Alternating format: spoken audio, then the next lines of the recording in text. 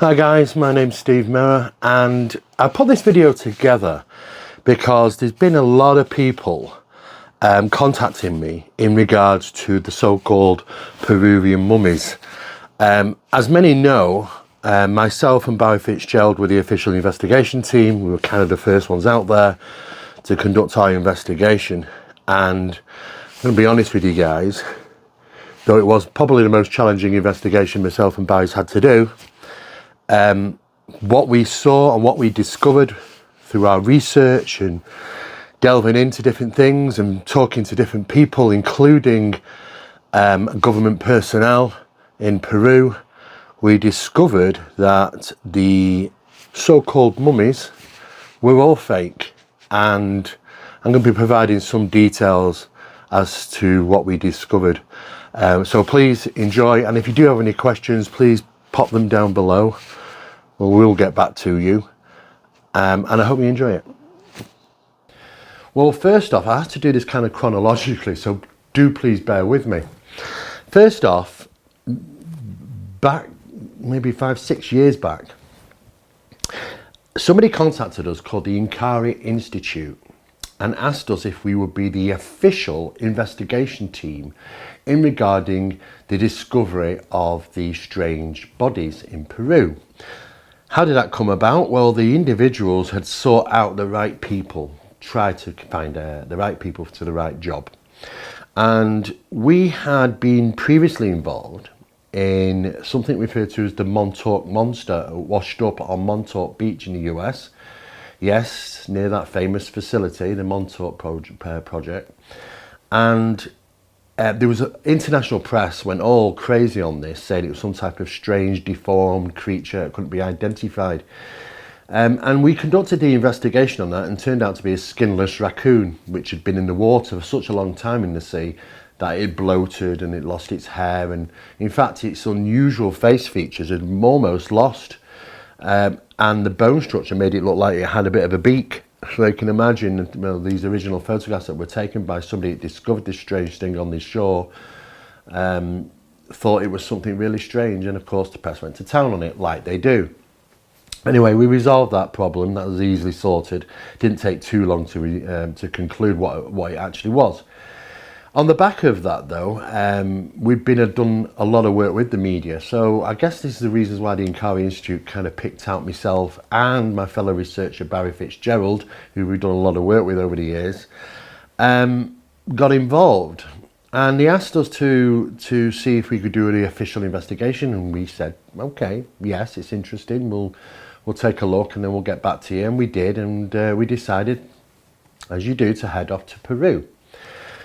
And when we first got there, we were taken to a location out in the middle of nowhere, up on the mountains. So now Peru's a difficult place to visit if you're not used to it because of the climate. I mean, it's so high in altitude there, you end up with altitude sickness. So every morning was a kind of a routine for us, because we weren't used to it, is getting up and vomiting, to be honest with you. And it was pretty difficult under those conditions to conduct a thorough investigation, but we plodded through. I have to let you know that Peru is a place where there's a lot of corruption, and there's a huge divide between those that are wealthy and those that are poor. And it is problematic because there's a lot of crime that takes place because people just simply want to get more money or being able to survive from day to day. And that does involve ancient artifacts. I mean, Peru have been losing their heritage sold on the black market for many, many years. And the government have tried their best to lock down on this, but it's a growing problem, as you can imagine. Digging up these bones and finding things is usually done by these grave robbers, which are referred to as vaqueros. Now, we were taken to this location, and it was all very sus, to be honest with you. A car was sent for us. We weren't allowed to know where we were going. We weren't allowed to do really any communication. The only time we really did manage to get any pieces of video footage was very sneaky. And we eventually got to this warehouse, and it looked like just an old run-down warehouse, rubbish outside, a couple of dogs scrapping out on the front. It was just Not a very nice place, but when you go in there, there was a section of this. It literally been turned into some type of laboratory. It was very unusual. And they were clearly must have been vaqueros. I mean, they had guns. They had guns. Can you imagine what we were thinking, myself and Barry? God, you know, are we going to walk away from here? But do you know what? Despite what we were being told, we examined the bodies, and we still, even at that point, we were a little unsure what was what. Clearly identified some fakes, but we really did. The main thing was, what is Maria? This is a large body in a crouching position, known to have 3 fingers and 3 toes. And she was the one we really wanted to check out. We knew the other ones were a little bit dodgy right from the start. Dolls, in fact, in a sense of speaking. And we were shown Maria eventually, and we looked through numerous different ones, right from the smallest to right up to Maria, who was unfortunately just kept in a cupboard and brought out in a case and lifted out and put on in front of us. It was very poor conditions to be keeping things like that, especially in an area of the Cusco Mountains. And we looked over the bodies, and we realised that some of these things were very, very dodgy.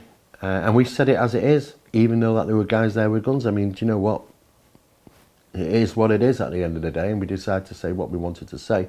And we had to, you know, because we needed to be thorough. So we had a laboratory that was working with us in Sri Lanka.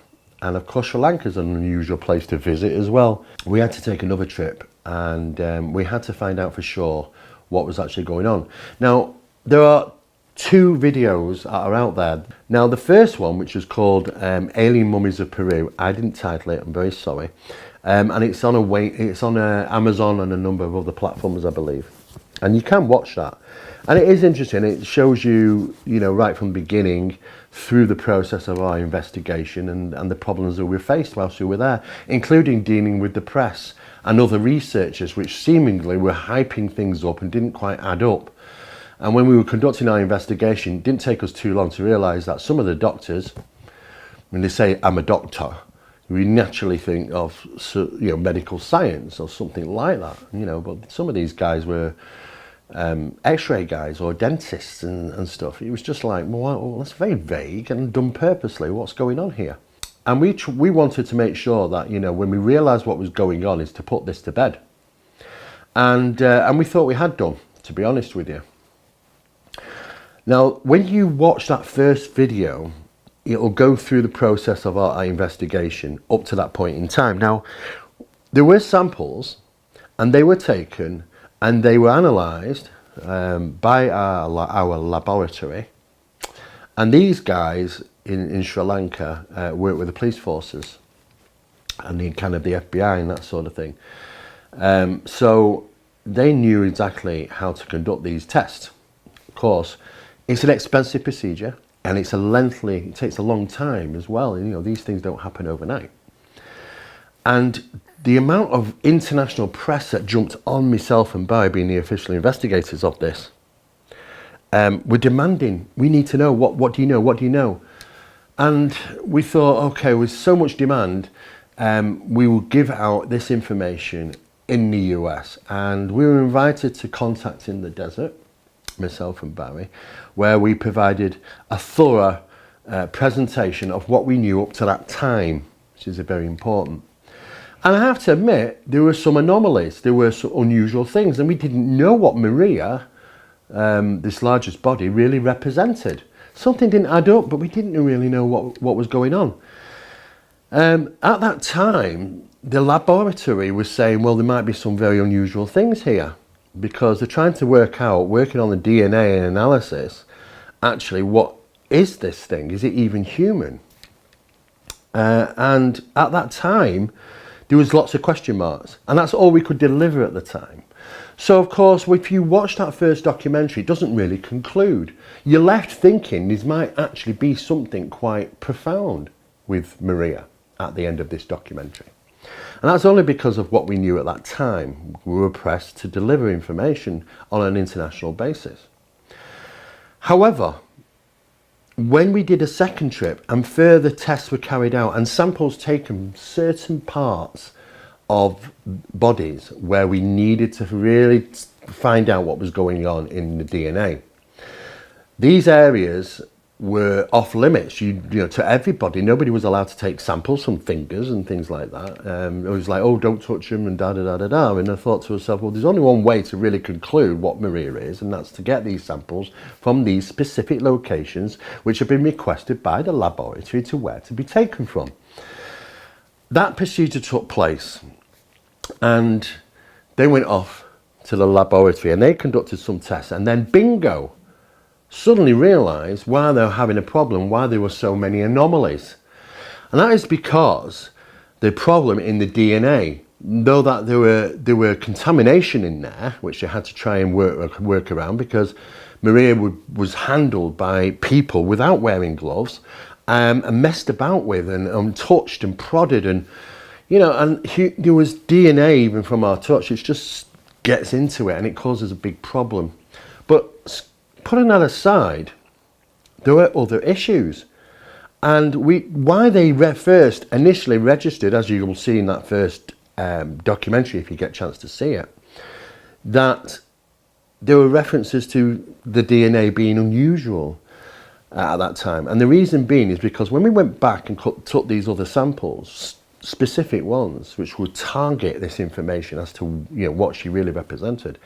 And I say bingo, it means that there was a discovery made that proved why those anomalies kept coming up in those results. And that is because in Maria's long finger, which is longer than a human finger, and only 3 of them of course, is that a sample taken from here and a sample taken from here identified that these 2 bones were from 2 different sources. In fact, human bones, but 2 different humans. So the contaminant crossed them was a mix of multiple DNA from 2 or 3 even individuals. And that caused a massive, massive problem. When that was discovered, we realised very quickly what was going on here, that Maria had been completely manipulated. And various different human bones had been used to create those long fingers. And on further investigation, once we were armed with this knowledge, we could see where the thumb had been taken off, the rear finger had been taken off, the small finger, the extension, how the eyes had been cored out, made them larger and filled up with diatomaceous earth.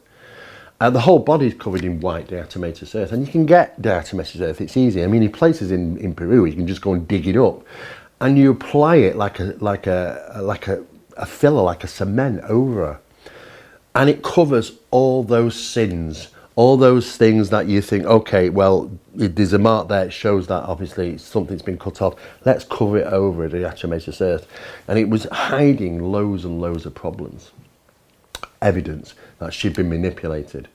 And there were numerous things in her that had been manipulated: the hands, the feet, the head, the eyes, and clearly she was a real human being who was, I mean, the pose she sat in this crouching position, fetal position, is the process of when burials take place, you know, in ancient times in Peru. And they were placed into the ground in this position. Eventually she was dug up by vaqueros and manipulated and tried to turn into some type of alien creature. And of course, boom, the world went mad on it. You know, the whole world picked up on it, wanted answers. And we decided at the end of this to go public. And it wasn't because of Maria, because there was others involved. Another real body was a small baby child called Wawita. And she also had 3 fingers and 3 toes. And people were naturally thinking the silliest of things like, oh, well, Wawita is the child of this Maria, and therefore has the same 3 fingers, 3 toes, and were buried together. None of that is true. And when looking at this, you could see that even Wawita had been manipulated. And other samples were taken showing that child bones had been used So with caros, we're having people and themselves dig up these bones from graves and utilising them to manufacture these doll-type creatures, even bodies, and cutting them up, make them different. There were 2 taxidermists involved. We found them and we knew where they were. They were in Palpa, working on them. In fact, they were working on another Maria, in fact this time a male, and they were already almost ready to release another one. We found out because we had guys on the ground working with us, and they'd done some fantastic work for us, but we wanted to try and find out what the hell is going on here. And it's a really dark and sinister story, because Maria was for sale on the black market for $1 million. The small fake doll ones, which are maybe about 24 to 36 inches long, there are several of them in various positions which had been messed with, and they were just generally creations. They were never anything real. Even then were like up from $30,000 to $50,000. You know, it was just crazy, and it was all about money, scam, money making. The Peruvian government were in search of these bodies. Now, myself and Barry knew where they were at that time.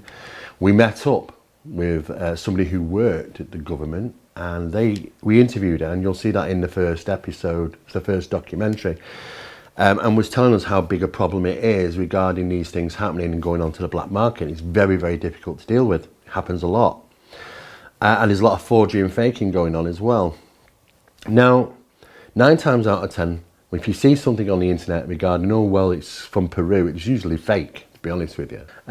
You can go onto Lima Market and find them there. You can get them pretty cheap, actually.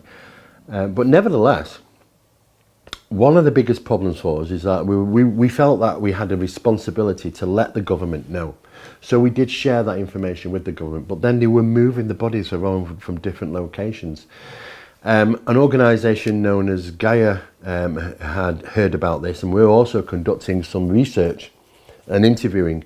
This is when Jaime Maussan got involved, and I was shocked to see that Maria in a video was on the top of a roof in Cusco, and I know where that roof is. And it's not far, should we say, from the Inkari Institute. And she was open to the elements. I mean, this is an ancient body at the core of it. In a climate, which is humidity, it's just, she was starting to deteriorate quite quickly. And then you can see them prodding and touching Maria on a rooftop in the open day. This should have been done in a laboratory under special conditions. Nothing scientific was about this. And then they had these dodgy doctors that came in, which we also interviewed some of them during this first documentary, and to find out what they thought. And they were all very dodgy, to be honest with you. And we realised what was going on. It's a scam. In fact, there was a huge amount of hype at the time we were there. Jaime Maussan and his doctors and crew had managed to put an event together in Lima and was going out to the national press. And we attended that, and there were cameras all over the place from all these different countries filming it. And I think, isn't it all this hype, you know? And he was heavily involved. And in fact, he was even involved in saying that these smaller ones, 24 to 36 inches in length, were living creatures, and stories of them being seen in a cave. And when we found them in this cave in Nazca, was nothing in Nazca, it wasn't found in Nazca, that there was artifacts, ancient artifacts, alien technology. These smaller ones were seen and running away in small tunnels. There was just all this crap, to be honest, crap that was being thrown out there, and the press were feeding on it like a frenzy. And of course, once we realised what was going on, we decided to go public. And once myself and Barry went public, a huge amount of interest from the press came on us, and we told our story and what we thought what was what. And we had people contacting us, researchers, those that are involved, screaming down the phone at us, "You're going to ruin my career, da da da da da." And this is very problematic for people like myself and Barry, because we might be invited to events and we have to lecture alongside these people. It's crazy. What the hell is going on in this subject, we thought. But we decided to do the job. We were called in. What the Inkari Institute didn't realise is that they were thinking that we were going to support them. No. We decided to support the truth. If you did want anything dodgy, they picked the wrong guys. Myself and Barry always are known for saying for what it is. Exactly. And we don't hide anything. We put it straight out. If it's something dodgy, it's something dodgy. If there's truth to it, then we say, okay, well, there's something unusual going on. It's always been the way with myself and Barry. They picked the wrong two guys because when we realised what was happening, they almost became, in a way, attacking the research and what we were doing. A purpose act. They'd even employ people to hound us, to try and spread information about, you know, that everything that we were putting out was fake. Now, we also had death threats. You know, people said, don't ever come back to Peru, otherwise you'll find yourself shot, dead, buried in the desert, and nobody will ever find you. I believed they were being truthful. These were people which were criminals and grave robbers. What happened was we'd done our job. We'd thoroughly done our job over a period of, say, 3 years, a lot of work, a lot of expense. And we put so much of the right information out, then it seemed it died a death. And the stories faded away. Knowing that the government were still trying to find these bodies, we heard that eventually they relinquished them to the government. Well, Maria and Wawita, at least. The other ones are dolls, and the government knew that. But the general public was still being fooled around the world. And they moved Maria to a museum in Ica, where she is, I believe, today. Thank heavens she's not messed about with, because then when we used to go and see her the second time, it was like she'd had a makeover. I mean, she was deteriorating, so they had to do a makeover of her again, make her look good for the other people coming out and taking photographs and filming, especially news channels and reporters. But it was no surprise to me that they were all trying to gain money. And when they realised that things weren't going in their favour regarding myself and Barry, who they'd had invited to be the official investigators of this, they turned on us. And on one of the visits to Peru, going back there to the Inkari Institute, we were met with a dilemma. And this is when we realised that they were onto us, that we weren't going to be saying anything in favour of this. And we were blackmailed. And basically what they said, look, you know, we want £1,000 or $1,000, otherwise you're not going to see the bodies. And then we thought, well, this is surprising, because we're supposed to be working to help you. You asked us to get involved. And now, after all this expenditure on flights and hotels and stuff, when we get there in Cusco, Peru, at the Inkari Institute, you say, oh, sorry, you can't go any further unless you pay us $1,000. Now, this was to Thierry Hamin. Thierry Hamin, who runs the Inkari Institute, who you'll see him in the media regarding the Mexican hearings about these mysterious alleged bodies, that he's an archaeologist. He's French.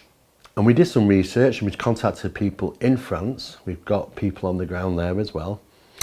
And some of the specialists said that, no, he's not an archaeologist. He never qualified as an archaeologist. In fact, he'd been disgraced on numerous occasions. So then he fled to Peru. And what did he do? Well, he married a girl who was the daughter of the chief of police, who also worked he was retired and worked at the Inkari Institute. See where I'm going with this? It's all kind of in-house. And between them, then concocted an idea to get £1,000 out of us, or $1,000. Under the circumstances, we should have probably just walked away there. But we knew that there was more to this story. And having to go through all this and all that expenditure and all that messing about and travel and hotels, we thought, okay, let's give them the $1,000, and we carried on. And gave us access again to the bodies and more information. But we thought, okay, well, we'll still carry on and accumulate our information together, because we're going to deliver another blow to them. And we did. And again came the attacks and the threats and all this, that and the other. And of course we just totally ignore them. We publicised 2 of these stories in Phenomena magazine. You can get that from phenomenamagazine.co.uk. Go into archive and you'll see that there are 2, look at the front covers, and you'll see 2 magazines that covers these stories. Our first linking to the first documentary, and our second in regarding conclusion. And we delivered it so well, again it kind of died a death. And that went on for quite some time, and it was quiet. But then, more recently, it crept up again, because they just will not stop trying to cheat the public into thinking these are real, maybe even be able to cheat the people or get them to believe that they're worth buying on the black market for a tremendous amount of money. And yes, we were already aware at that time that some of these smaller ones had already been sold. One went off to Japan at a tremendous price. These were working, they were being sold illegally on the black market, and they were nothing of the sort of what they were said to be. And now they've got all these, these recent Mexican hearings, not 1, but 2. It's just crazy. They're just starting it all up again. It never seems to end. But you know what? We can't keep returning to this, guys, as you can well imagine. We've got all the research to do and other things to do around the world. We can't just keep providing information over and over again, because people will believe what they want to believe at the end of the day. In fact, even when we provided detailed information showing the evidence against these things, people have even said, believe it or not, no, they're alien. People will believe what they want at the end of the day, and we can't sit there doing this day in, day out. We've got other things to do. We came in, did our job, we walk away, we're on something else. But because there was so much impact of this first Mexican hearing, and the press reaching out and people reaching out asking questions, we ended up in discussions, and myself and Barry decided, okay, it is now time to release the second episode. And we did. Now, as you can imagine, it was a difficult probably the most difficult investigation myself and Barry's ever been involved in. Because when you realise that there are people that go out and dig up remains, and imagine going to a family grave, a cemetery, to visit a relative that's passed away, and you get there and you're horrified to find out that there's a hole there, and they've been exhumed and taken away. Can you imagine that? But what if it's even children? It's happening with children bodies. And we actually even investigated and because we had people on the ground in Peru helping us, the Huaqueros were paying people to go out there who were very poor, to go out there and collect samples and dig these things up. And we managed to get hold of one of these guys and interviewed him, and he whistleblown exactly what was going on. But these guys are dangerous, these Huaqueros, and they've been involved in numerous things, including allegedly people have gone missing or been shot and so on and so forth. So you don't mess about with these guys. And like I say, we'd had our death threats, myself and Barry, and having to work at that, and it was very upsetting, and it is still very upsetting. I can't even describe how I felt at that time doing that documentary. It was very challenging. And you can see in that episode that you probably did, that second documentary that you've just watched, which we released over YouTube, that it was hard and it was upsetting at times. And I just pleaded to people to please, put the story straight. Don't let the media run away with it. Let the media know, because it's only because of the media interest, and the huge media interest with all these papers saying, oh, they're aliens and this, that and the other, that people are daft enough on the black market to buy them. They're thinking, oh, there's something special about them, I'm going to buy them on the black market. A bit like the dark web, I suppose, trying to buy something which is a bit dodgy. And I suggest you don't do that. Nevertheless, though, we were hounded, so we released this second documentary, saying it for what it was. Now, I've got a few slides that I'm going to be showing you in regarding some of the conclusions that were met, and these are just very easy to be identified. And this is what we only a small sample part from the reports that we had. This is let me show you a couple of slides here. So this was the first two, 24 to 36 inches bodies. They were clearly fake. Now, there'd been even videos created by people like Jaime Maussan knew of these things animated and walking around to demonstrate how they must have moved. Well, these guys didn't even have ball joints. They couldn't have been moved. There was nothing living about these creatures. The dolls are made up of animal bones and children bones and all sorts of different things.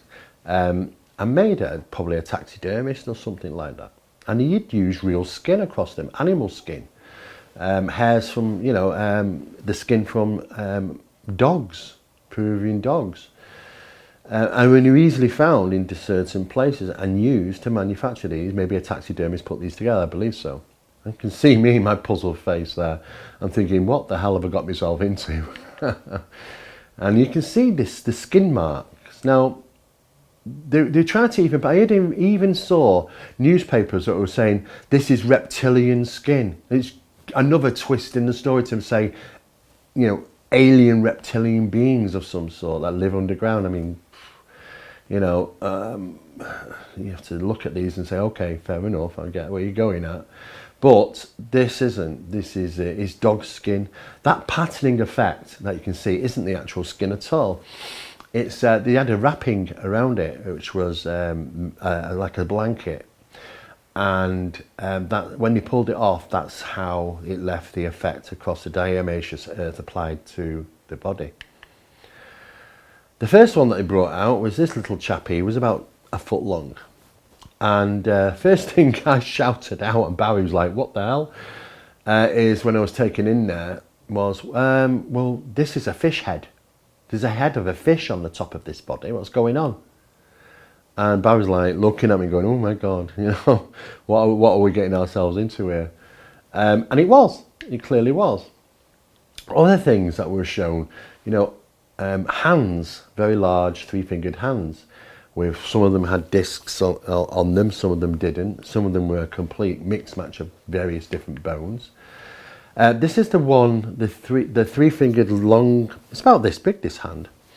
Made up of real human bones, manufactured, but this copperish brass disc on the surface of this hand was made from the same material as these copper jars, which you also can find in Peru.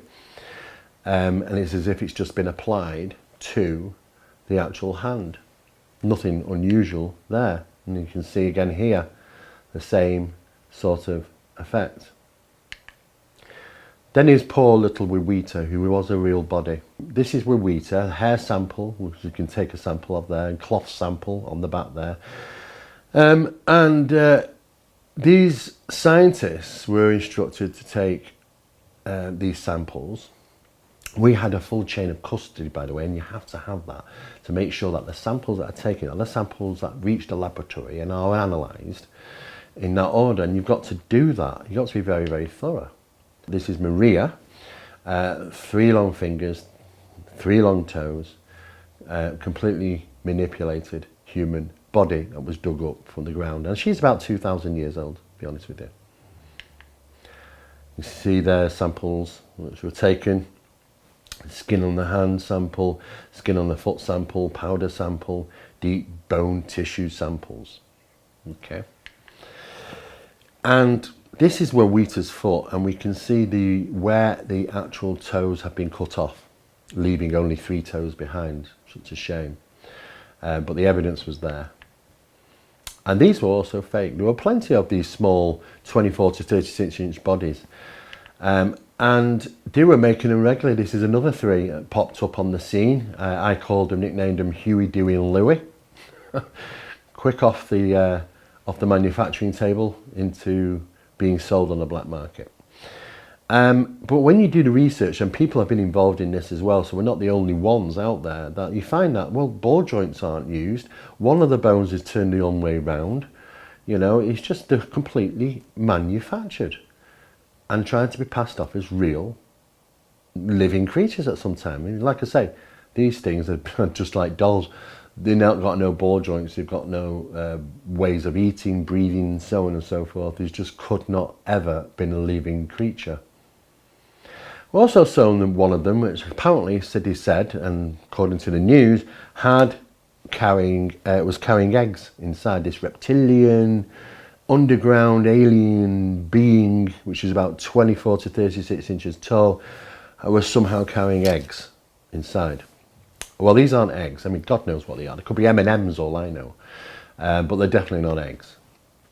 And there's a slight little bulge there where they placed them inside on the body. Now, when x-raying eggs, I mean, you can just see at the bottom here, eggs are, on an x-ray, this is a reptilian as well, this is a tortoise. You can see the eggs are transparent.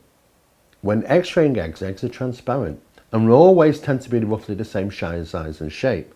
Not like this, which are like different sizes, different round ones, oval ones, but there's maybe the little stones or something, but certainly not eggs. So we've proven that. This is an animation to the right hand side that that Jaime Maussan was involved with people, showing out how these things moved as if they were a living being, promote that they were a living. Didn't have any ball joints. Look at this creature here. Look at the left. Where's its ball joint? Hasn't got any, has it? A poor thing could have never even moved. Yeah, terrible. And there was quite a few skulls of these small ones as well. Again, completely manufactured. And we realised what they actually were. They were the heads of dogs and lemurs. They used two different dogs and llamas. Or alpacas, should we say. Those are the right word.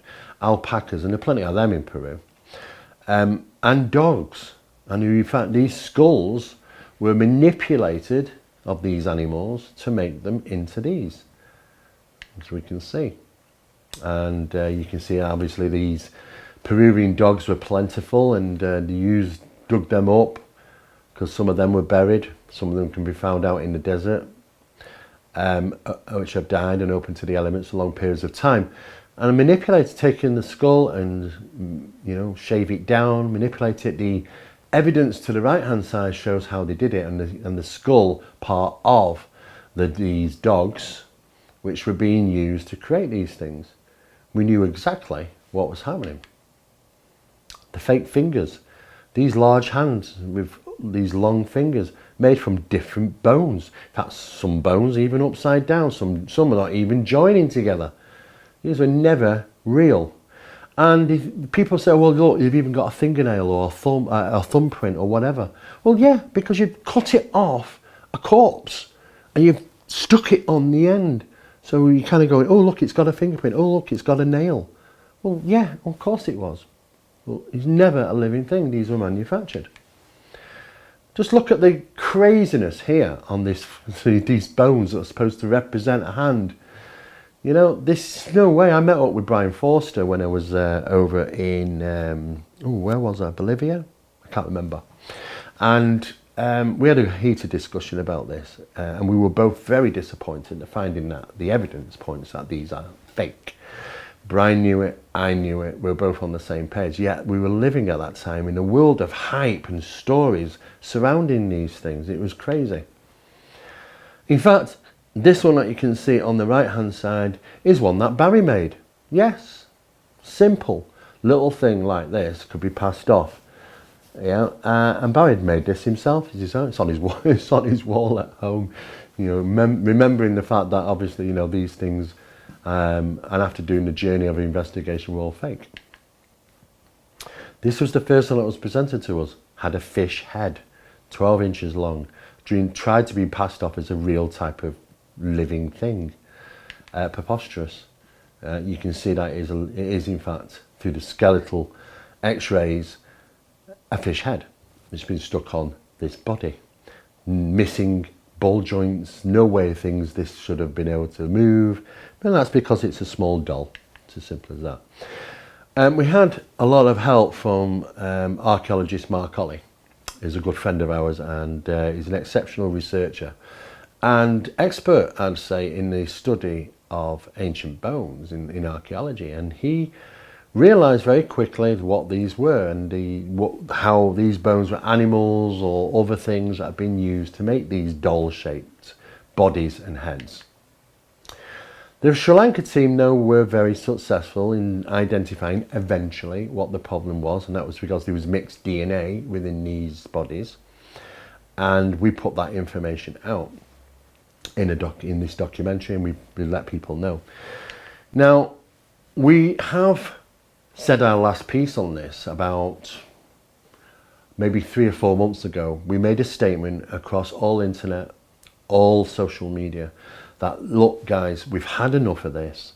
They're always going to continue because there's money to be made in it, and there are daft people out there who are silly enough to buy them on the black market for a stupid price. And what we said was, we've come to the end. This is our last statement. This is the second conclusive video. Take it as you see it. If you've got questions, don't bother. We're moving on. We've had our fill of this, and we have, to be honest with you. And even now, I still get people contact me saying, Steve, would you come on a radio or podcast or TV thing and explain about, no, I won't. I will not do it anymore. I'm saying the same old thing and fighting the same old fight against people which are really want to believe that these things are real and authentic. The problem is, that sometimes the worst stuff gets the biggest publicity. If you watch this, after watching this second video, you'll realise we didn't mess about with just doctors. We go straight to the top, because there's only one professional that can look at bones and are trained to identify them, and they are professors of anthropology. And we went straight to the professors of anthropology of Paris University, Moscow State University, and even Lima University. And we got not one, not two, but 3 conclusions there are all matched. These things are all fake. Even out of desperation, one of these so-called doctors working with Jaime Maussan and the team promoting these things reached out to one of these universities. It was Moscow State University. They realised what was happening and contacted him back, and he completely ignored them from that point, wouldn't communicate with them, because he realised Moscow State University were onto him. We have the evidence of that. We interviewed them, we talked with them. It's always difficult when there's language barriers, and a lot of information is lost, because you don't speak Russian, or you don't speak French, and so on and so forth, or you don't know a form of contact or what's been going on across in other countries surrounding these discoveries.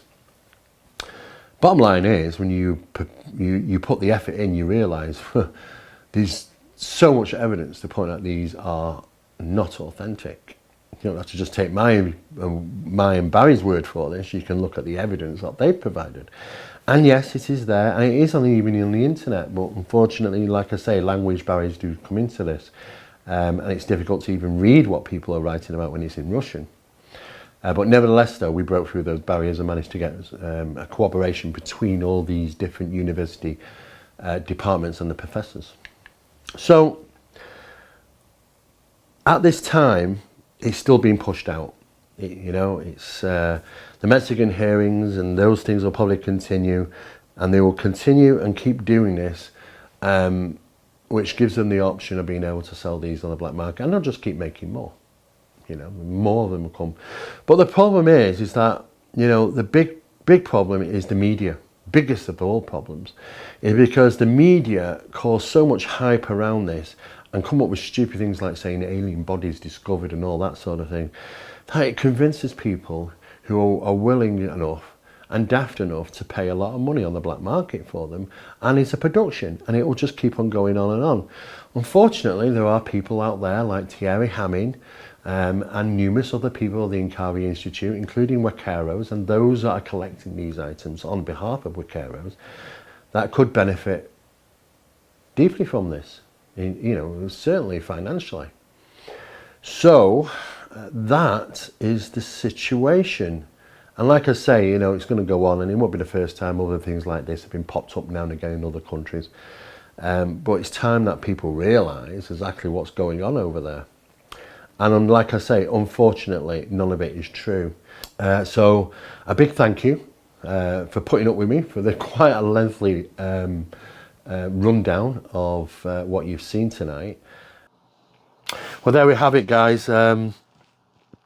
as I say, it was quite disturbing to find out that bodies are being dug up of all different ages, including children, and being utilised, parts of them to be utilised to create these crazy things, you know, these dolls, which are, you know, about so long, and the terrible things that are happening to the bodies, which are being completely manipulated, human bodies.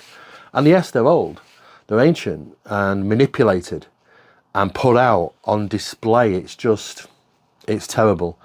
Like I say, it was probably the most challenging investigation we've done, but we've closed the doors on this. We did this investigation years ago. There is out there a documentary called Alien Mummies of Peru. Wasn't our title, unfortunately. And it is available to watch on, I think, Amazon and other places, so just Google that. And even though that this charade's still going on, and a number of people which we might know in this community, which simply, I don't think they can be no way can be trusted whatsoever.